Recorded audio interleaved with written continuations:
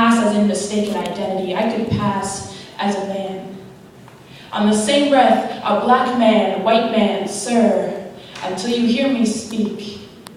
Then it's allotted foot shuffling, it's gender bias correcting, it's apology fumbling, or it's asking whether or not I'm a girl.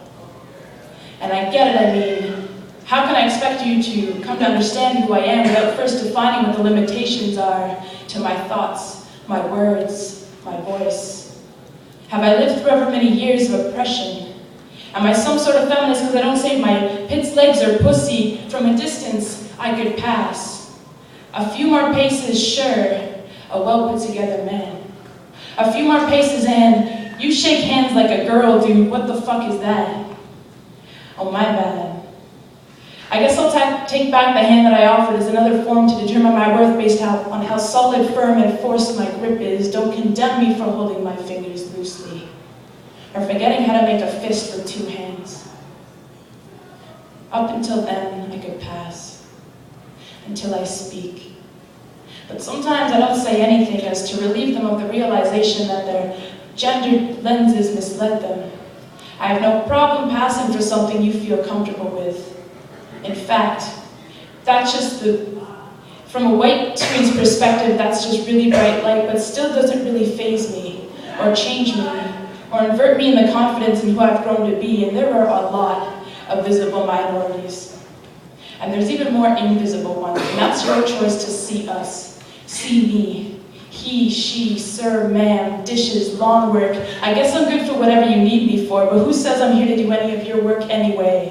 In a society that yells, pick one, pick a damn side and stay in it, because you're half black, half white, half boy, half bitch, half fag, half dyke, tongue and tie combination doesn't fly. You don't fit within my understanding or my acceptance of what a human being is, so I'm gonna treat you like shit until you get off the fence. You could pass, but you'll never fit.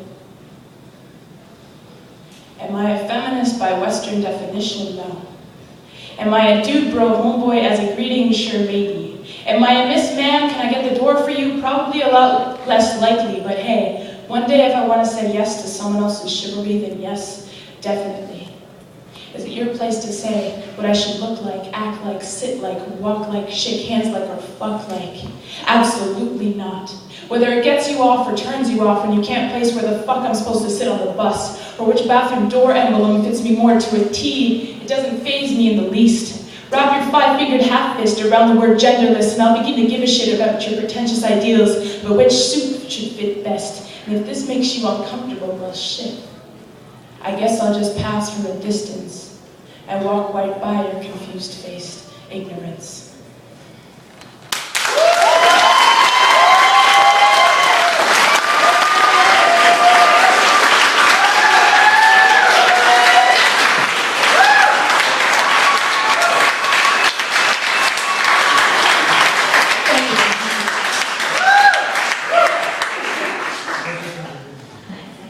Okay, thank you guys. These next two are about where I come from, and recently I've just kind of discovered this. I was adopted and have only recently come to know both of my birth parents and my background and my roots.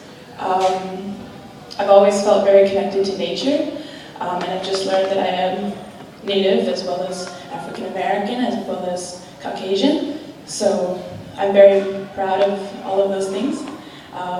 So this is about my roots.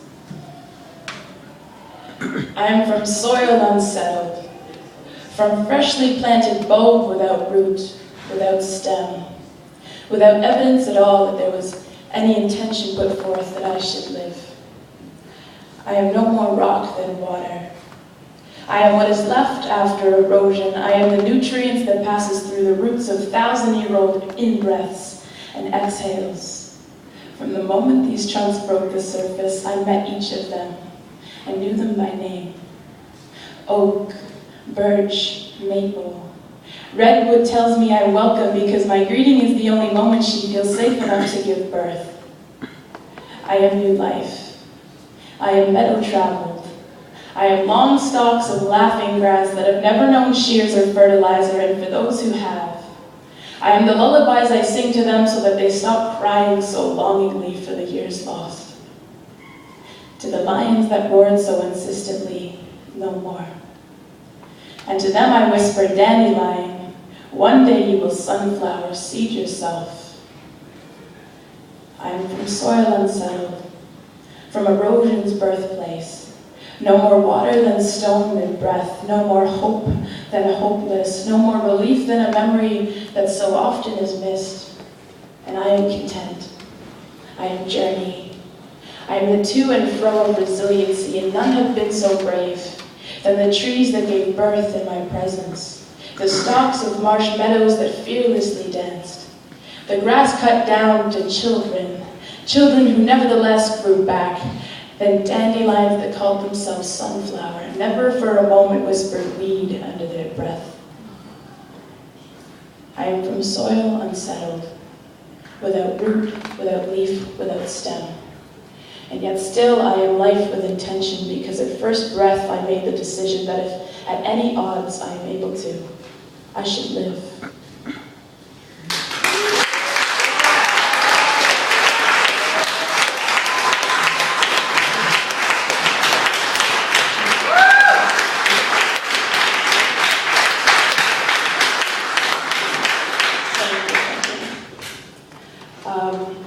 If anyone wants to hear one more? Yeah! Just checking. Okay. Does anyone remember that really windy day we had here in Toronto? It was like unbelievable, like it was blowing people over, for real. I was standing on a bridge. I didn't even notice until I got to this bridge, and it was blowing me over, and I hadn't felt that in a long time, and I never felt so stable, and it was interesting. So this piece kind of goes along with the last piece in terms of where I'm from. And here it is.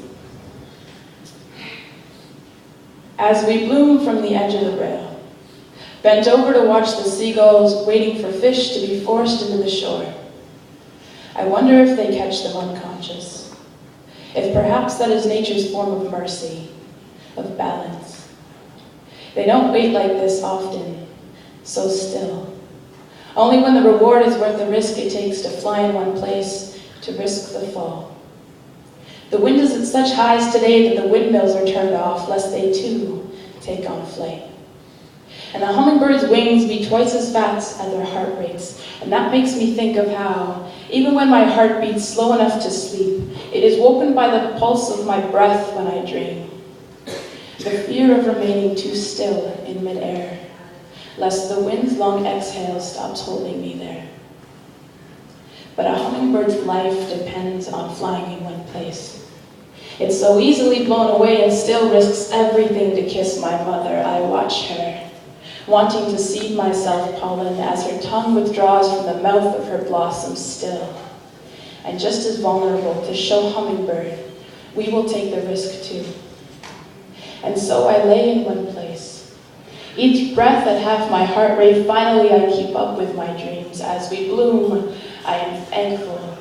I no longer have to lose any more sleep, leaning against the rail, dirt-filled cavities, denial no longer running deep. I hear the humming of mothers telling their offspring. Birds were not born flying the way fish were born to swim, and daughters, you were born on the windiest day. Hopeless, her children remained empty after a meal of mud pies, unable to make it to the steady blooms in time, unable to rest satisfied.